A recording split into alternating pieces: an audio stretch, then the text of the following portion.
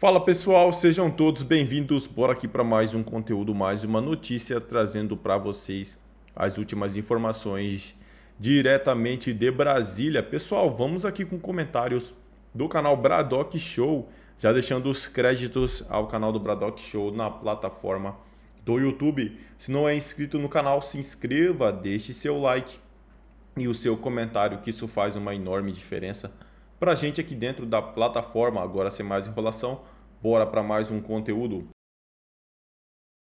A política internacional, porque Donald Trump foi destaque em Davos. Ele falou sobre o fim da censura, falou sobre reduzir impostos nos Estados Unidos, mas disse que se as empresas não voltarem a produzir em território americano, ele vai aplicar impostos alfandegário.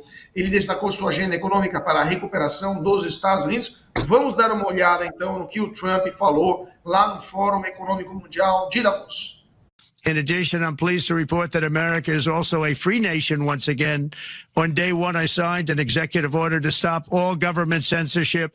No longer will our government label the speech of our own citizens as misinformation or disinformation, which are the favorite words of censors and those who wish to stop the free exchange of ideas and, frankly, progress. Saved free speech in America, and we've saved it strongly. With another historic executive order this week, I also ended the weaponization of law enforcement against the American people and, frankly, against politicians, and restored the fair, equal, and impartial rule of law. It's the Grammys, baby. Welcome, everybody. Welcome. Imparcial e livre. Temos também outra declaração de Trump. Vamos dar uma olhada. Deixa eu citar já aqui conosco a outra declaração que Trump fez lá em Davos. Não, acho que não temos. Então, continuando a nossa pauta, então, eu vou já perguntar para a Fabi Barroso, Trump falando de Estado de Direito livre e, de fato, que existente, né, que seja um Estado de Direito real para todos os americanos. Quizá aqui no Brasil, né, precisaria de algo parecido, né, Fabi? Sempre foi assim, Caute. Olha como nós estamos realmente no lodo. Não é o que o Trump está falando, é o óbvio. Só que a cultura woke, a estrutura todinha desses socialistas, o que foi implementado aqui no Ocidente, nos afetou de tal forma que falar coisas óbvias, né, se torna realmente um discurso de estadista.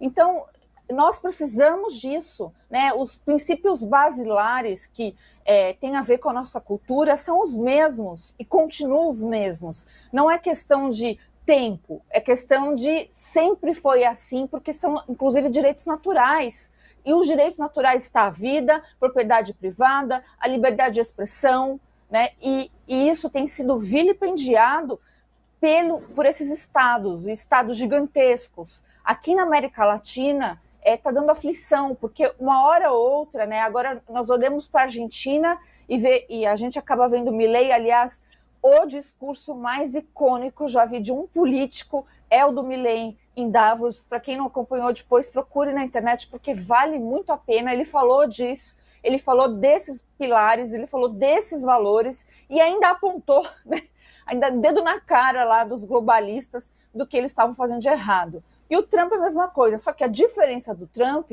é que todo mundo sabe que os Estados Unidos é os Estados Unidos e ele pode fazer diferença em balanças comerciais, em tratados de guerra, né, tratados de paz. Todo mundo sabe disso, todo mundo sabe que o Trump é um negociador muito diferente, né, daquela coisa aí que se chamava Biden, e que no Brasil, meu Deus do céu, a gente tem um senhor aí que dizem que é o Lula, mas tem hora assim que dá a impressão que, inclusive, ele já não é mais, né, o que ele já foi, porque ele põe um chapéu do Panamá e não para de falar bobagens. Então, o Brasil caminhando para um lado, enquanto os Estados Unidos está aí levantando a bola do que é essencial para o Ocidente. Pois é, consta, Trump e Milei foram falar bem no berço do globalismo, até do wokeismo, né? Eu me lembro, eu cobri 5 fóruns econômicos mundiais, depois entrei na Oeste, nunca mais fui aceita meu credenciamento lá em Davos. Não, é verdade, eu descobri, quando entrei na Oeste, mandei o pedido, nunca mais me aceitaram, nem me responderam mais. mas aí é um ponto de honra. E eu vi com meus olhos o nível do wokismo, já almocei do lado da Greta Thunberg, então sei do que estou falando. Como, na sua opinião, o que acontece quando um líder como o Trump ou como o Milley vai em Davos e fala, como a Fabi disse, essas obviedades que, na verdade, arrastam multidões e ganham eleições?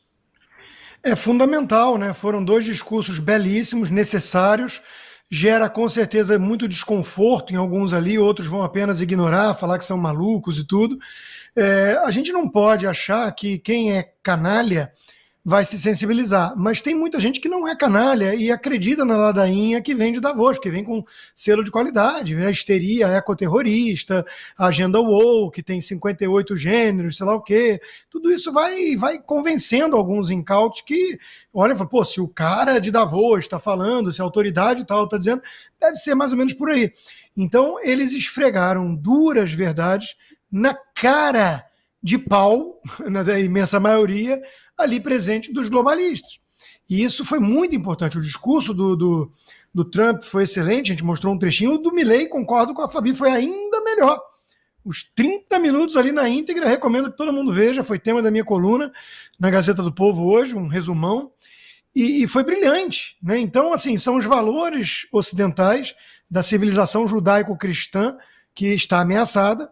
É o resgate desses valores, né, do respeito à vida, à propriedade, à liberdade, contra uma agenda coletivista, autoritária, de arrogantes, soberbos e censores. Tanto que eu brinquei no meu texto, né, mais Milley, menos Barroso. Porque o Barroso foi lá, como presidente do STF brasileiro, falar, né, dar opinião de tudo, sabe de tudo, é doutor em tudo, e foi falar do clima, foi falar de discurso de ódio, de censura nas redes sociais, que lamenta que a imprensa não tenha mais o mesmo poder, porque aí teria uma curadoria das notícias. Eu entendo que ele adoraria só a Globo dando notícias e controlando as narrativas. O mundo dele ia ser bem melhor. Ninguém ia precisar lembrar que ele achou João de Deus alguém com poder transcendente, que ele achou Cesare Battisti inocente, que ele disse perdeu o mané numa mola para um cidadão que pedia transparência no processo eleitoral, que ele disse num convescote de comunistas da UNE, nós derrotamos Bolsonaro, o que é a confissão de um crime. Então ele ia viver muito mais em paz, ele ia poder flanar por shopping center em Miami, no Sawgrass, tudo sem ser importunado, e como uma alma maravilhosa que está salvando o planeta, recivilizando o Brasil e empurrando a história. Mas tem algumas pessoas que viram e falam, ei, eu que tive voto, sou presidente ali do país vizinho, estou dizendo que você é parte do problema, que você é autoritário, que você é coletivista, que você defende uma agenda que deu errado nos últimos anos e prejudicou os mais pobres.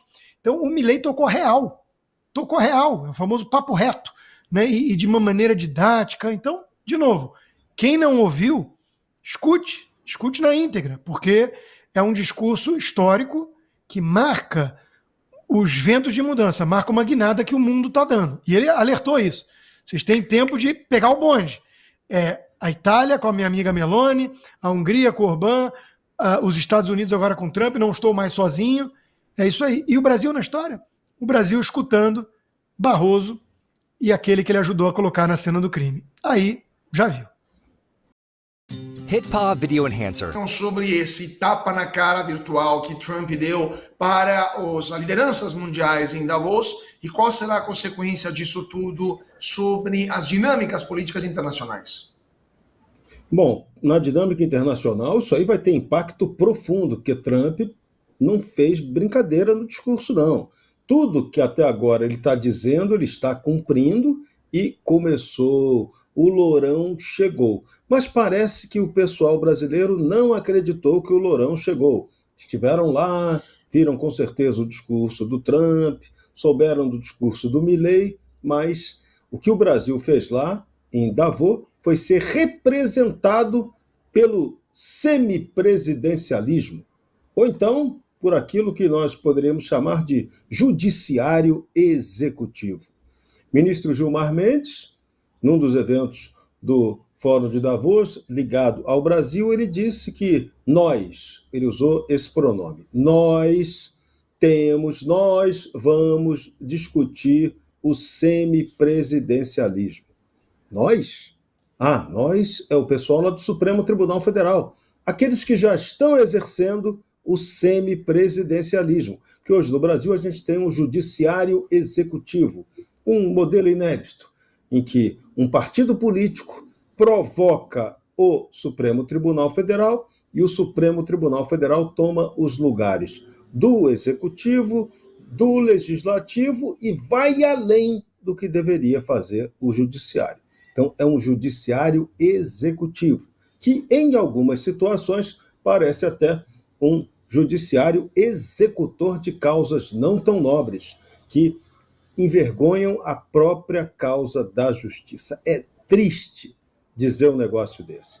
E aí o Brasil leva para lá a contribuição sobre o semipresidencialismo. Os brasileiros que foram para lá foram discutir, em essência, o que eles vão fazer para consolidar o semipresidencialismo. Porque na próxima eleição presidencial, eles não querem o presidente da República no Brasil mandando. Eles vão querer alguém, um capacho do centrão, para dar as ordens e eliminar, tirar da corrida Jair Bolsonaro, que é o alvo preferencial deles, e também não estão aprovando Lula. Então não querem Lula, nem Bolsonaro. O sistema de poder que é o centrão no poder com semipresidencialismo. Esse é o legado para nós do Fórum Econômico de Davos.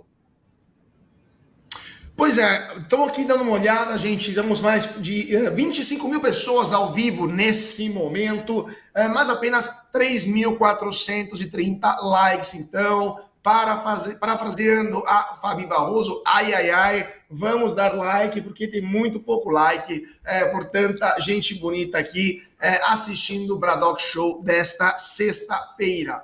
E continuando com o nossas pautas, que temos muitas pautas para analisar e pouco tempo, o Jorge Serão falou sobre a questão do semipresidencialismo, do voto distrital, entre outras coisas, mas temos uma concentração de poder no governo brasileiro, existe um debate sobre a transparência e também os limites institucionais, várias análises apontam para uma concentração excessiva de poder em esferas do governo, solicitando debate sobre a necessidade de maior transparência em limites institucionais, isso especialmente após alguns casos em que o Estado foi muito além do que a Constituição prevê ou também do que se recomenda para um Estado democrático. Mas eu queria, voltando com o Serrão, vamos dar uma olhada, deixa eu ver se temos também uma imagem para mostrar para o nosso público aqui, para a produção, se temos aqui a imagem para mostrar, se não, já passo a palavra para o nosso Jorge Serrão. Serrão, como garantir que o Estado brasileiro mantenha uma harmonia entre os três poderes, não tenha uma predominância, especialmente agora do poder legislativo, mas o executivo também com essa decretomania, até em questões tributárias, como garantir um equilíbrio, um equilíbrio entre os três poderes e isso, obviamente, mantenha a liberdade nesse país? Agora não tem condição nenhuma, porque o Congresso Nacional aceitou se submeter ao esquema do Judiciário Executivo. Então, o Congresso Nacional está de joelhos há muito tempo. A esperança agora para o povo brasileiro é definir claramente melhores candidatos na próxima eleição, principalmente, fundamentalmente, para o Senado. 2 senadores por estado que tem que ter qualidade e compromisso com mudanças estruturais e, sobretudo, com essa questão do restabelecimento do equilíbrio entre os poderes. Se o Senado estivesse funcionando, a crise institucional tupiniquim, que é a mais grave da nossa história, não estaria acontecendo. Então, essa crise, essencialmente, é culpa da omissão, incompetência ou canalice do Congresso Nacional, principalmente do Senado, que parece que está vivendo em outro planeta, que não o Brasil. Então, a única maneira de reequilibrar isso é, primeiro, promover um debate claro sobre o que precisa ser feito para o país se alterar. E o primeiro passo fundamental é restabelecer esse... É isso aí, pessoal, e vamos para mais uma notícia. Impeachment à vista. Congresso reage à decisão do TCU e acusa Lula de repetir pedaladas fiscais de Dilma Rousseff.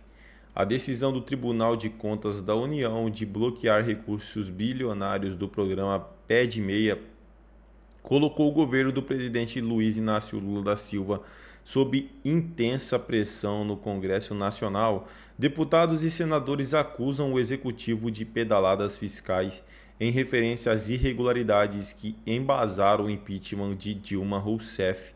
Em 2016, o TCU apontou que os recursos destinados ao pagamento de benefícios do programa centralizados no Fundo do Custeio da Poupança de Incentivo e Permanência e Conclusão Escolar para os estudantes do ensino médio não estavam previstos na Lei Orçamentária Anual.